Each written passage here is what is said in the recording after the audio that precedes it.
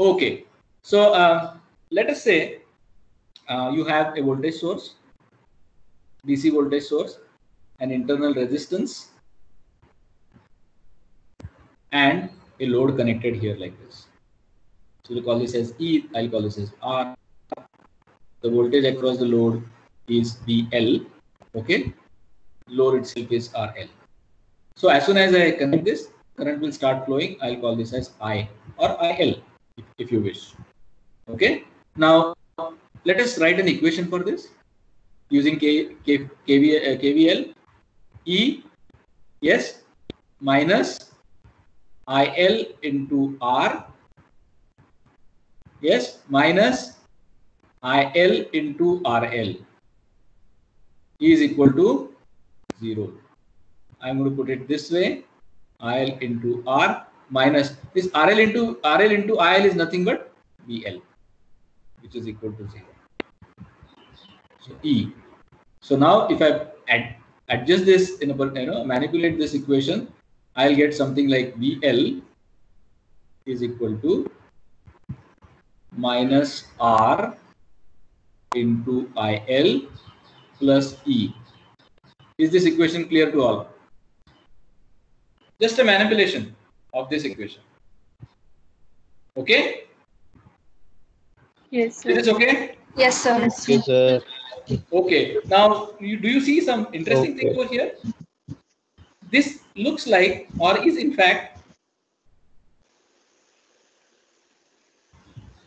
doesn't it? It looks, yeah. So it is basically the representation or equation of a line. On what axis? Straight line. Let me draw that now. Right. So if I draw VL over here and IL over here, how will the equation look? How will the line look like? Intercept. What is the intercept? Y intercept? It is positive C. C. Linear. Yes, Yes, sir. and it actually has a negative slope, so you'll have something like this. Look at what is happening.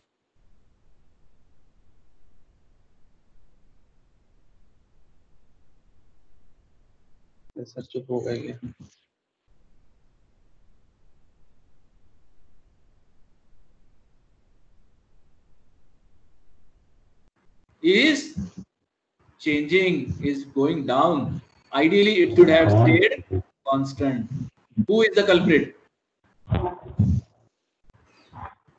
Who is the culprit? Internal resistance. Fantastic. It is this culprit. The culprit is the internal resistance, because if you plot anywhere over here, you'll see that this part is taken off by IL into this internal resistance. So this in fact curve, it's not a curve, it's a line. So this characteristic is called as a regulation characteristic.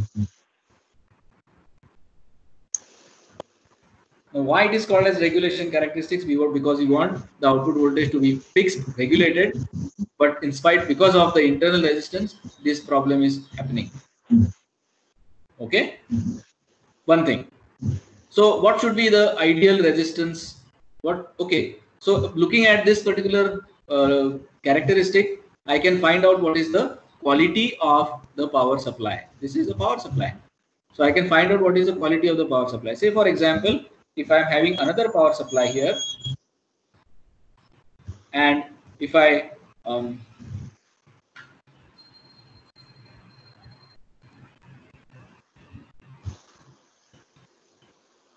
sorry.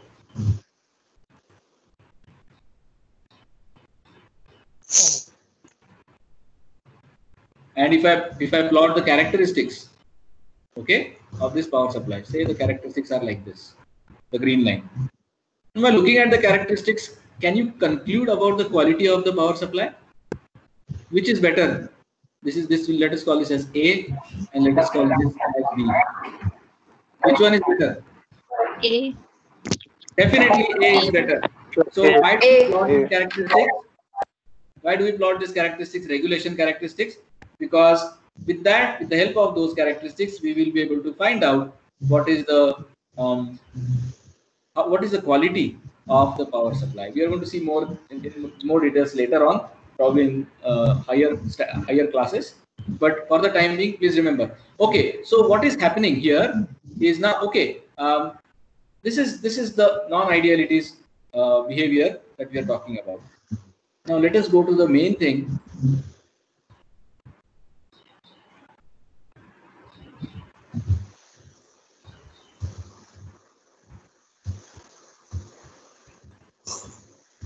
God, I should get a shortcut for clearing of all this things.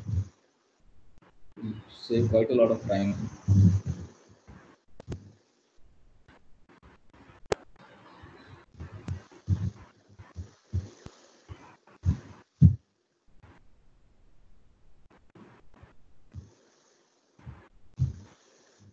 All right, now the most important part comes here.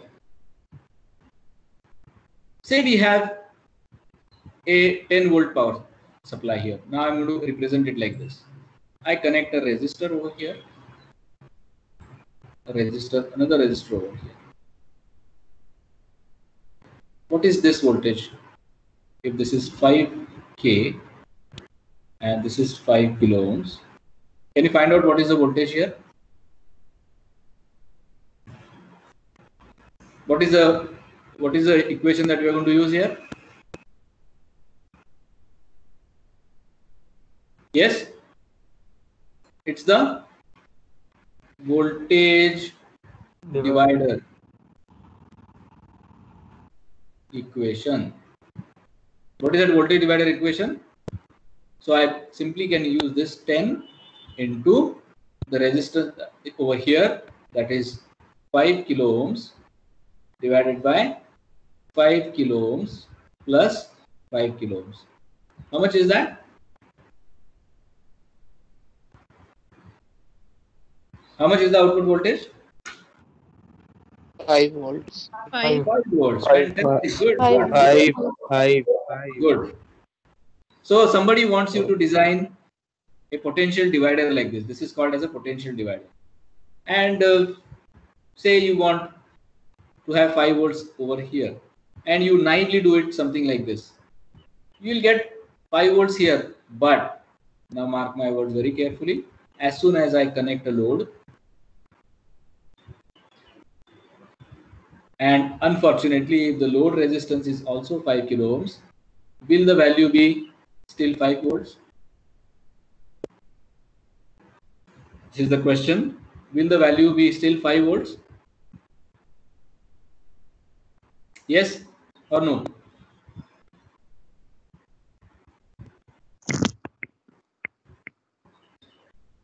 Will the value be 5 volts?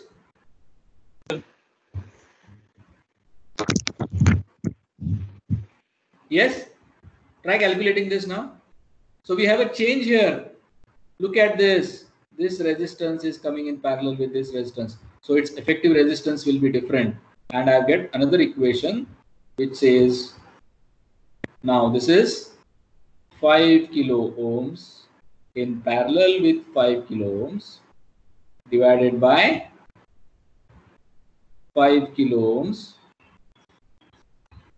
plus 5 kilo ohms in parallel with 5 kilo ohms. What does this turn out to be? Yes?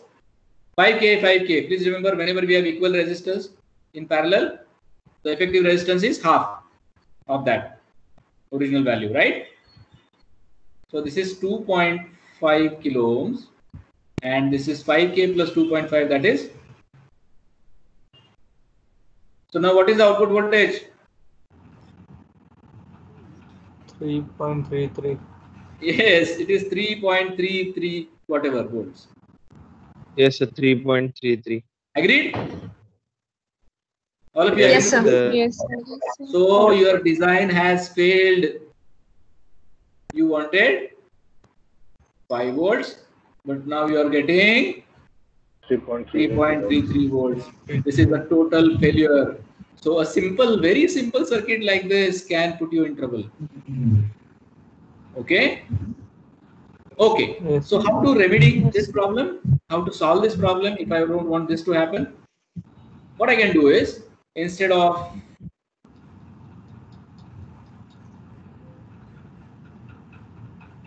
$5K,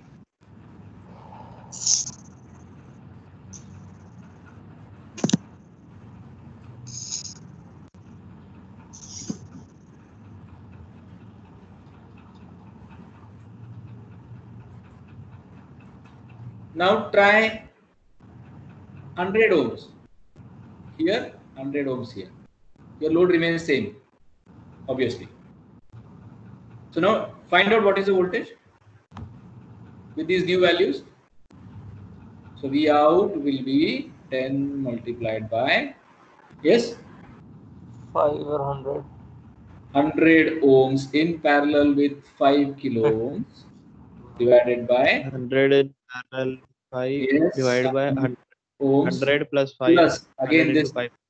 100 in parallel with 5K. Can someone calculate this fast?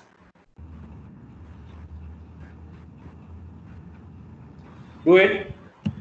This is a part of exercise.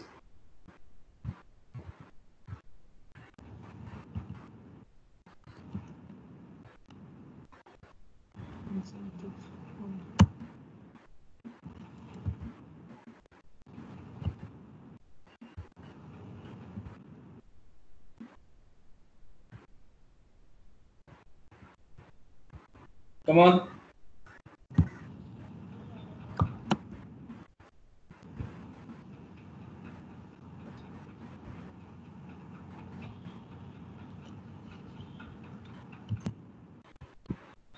Yes.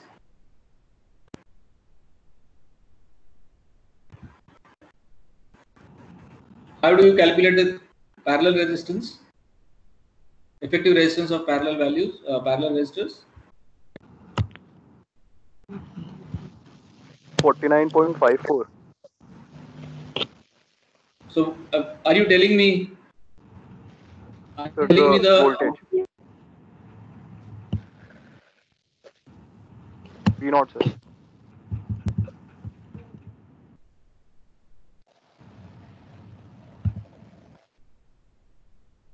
Four 4.95. 4.95, sir. Very good. Somebody is calculating 4.96. for us as 4.95 volts. 4.96. Whatever, 4.96. Okay, 4.96. So look at this. What has happened? We have corrected the problem up to some extent. So this is now very much close to 5. 5 volts. So what is the gist of the story?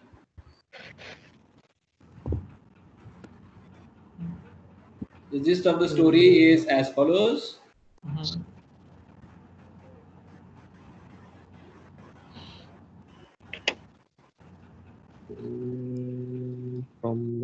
What has happened? Let us first of all understand that. What has happened is, in the previous case, in this particular case, this particular resistor is loading down.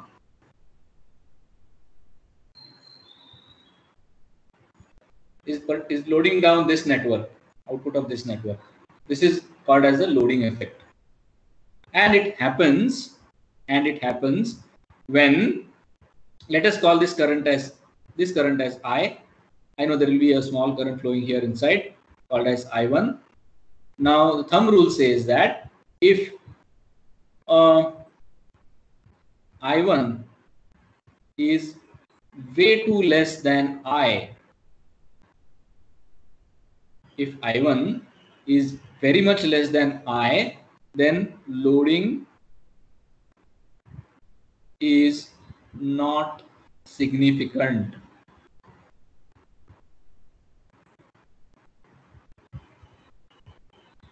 So when I made, instead of 5K, I used 100 ohms. What I necessarily did was I increased the value of this I.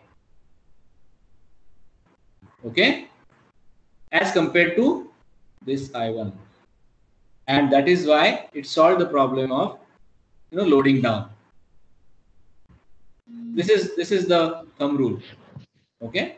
In general, it is said that if I1 is 1/10 of I, your loading is again not significant. So remember this rule.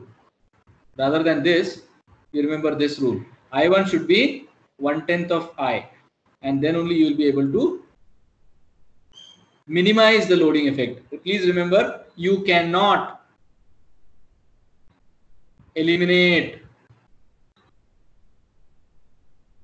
the loading effect.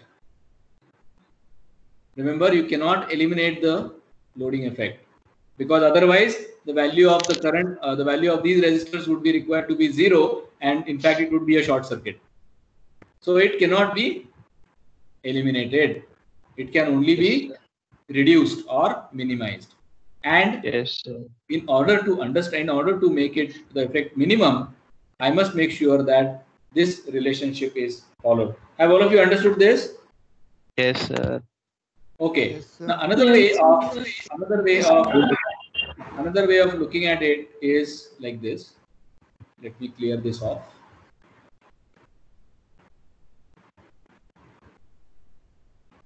I'll just retain that thing. Another way of looking at it is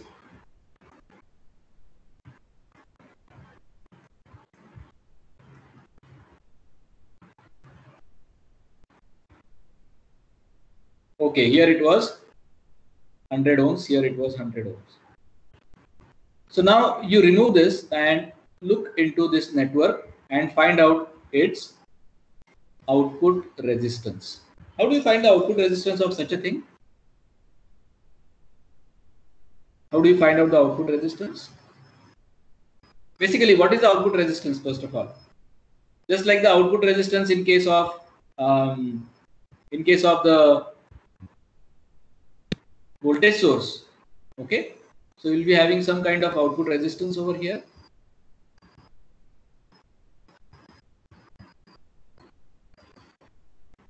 And this output resistance plays a very important role.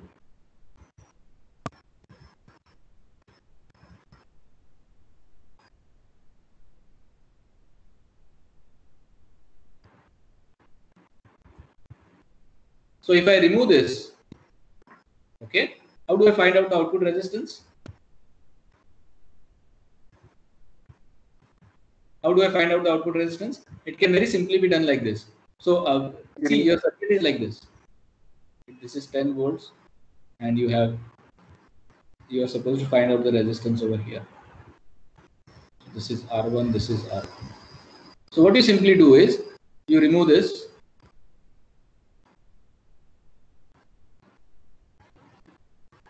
Replace it with its internal resistance, which we call as 0. Let us call this as an ideal voltage source.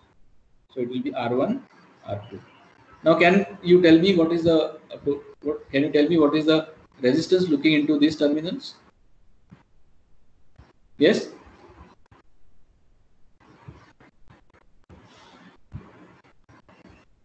It is R1 parallel R2 simply. Got it? R1 R2 upon R1 plus R2. No, it is only, yeah, that is right. I mean, it is R1 parallel R2.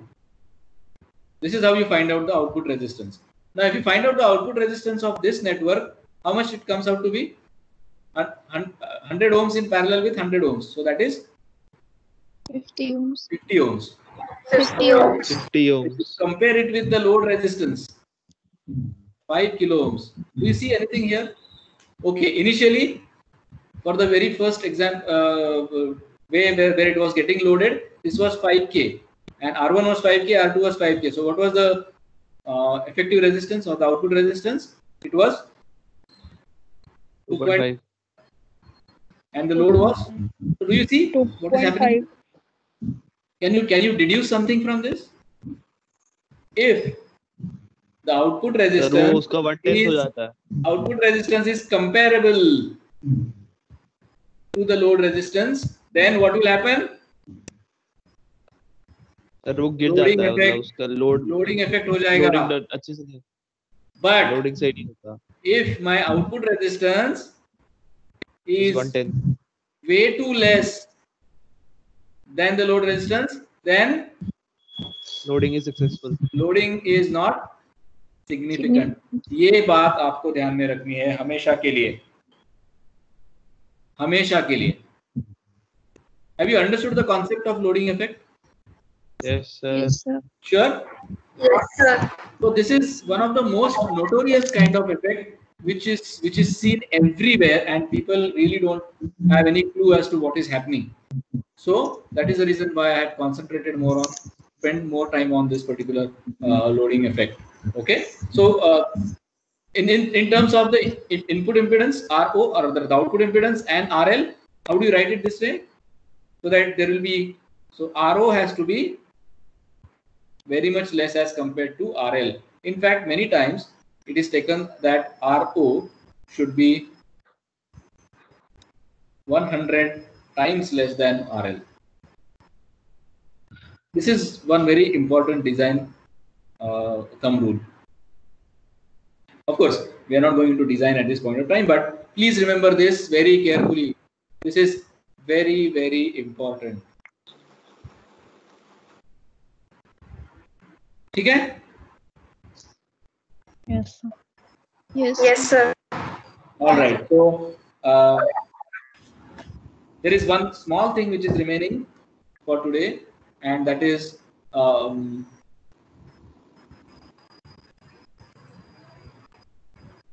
anyway, it doesn't matter. We'll cover that up next time. Okay. So as it is, we are running out of time now. So quickly summarize what we have learned today. Yes, sir. What have we learned today? So KVL, KCL, Thevenin's, Yes. loading effect. Voltage divider, current divider. Very good. Loading effect, current switch. About the primitives. And what is the most important thing that have you learned? Loading effect. Loading effect. Fantastic. Loading effect. Loading effect. Loading effect. Sir, attendance. I don't know how to record the attendance here. I'm just having a snapshot of the session. So we'll figure out a way. Okay, is the screen still visible? No, sir. Is the whiteboard sir. visible? No, sir. Okay, maybe. No, sir. All right. A small thing which I wanted to tell, but it's okay now. We'll talk about it in the next lecture. So, what I want all of you to do is download a copy of Multisim. Okay. Let me Okay, sir. download a copy of Multisim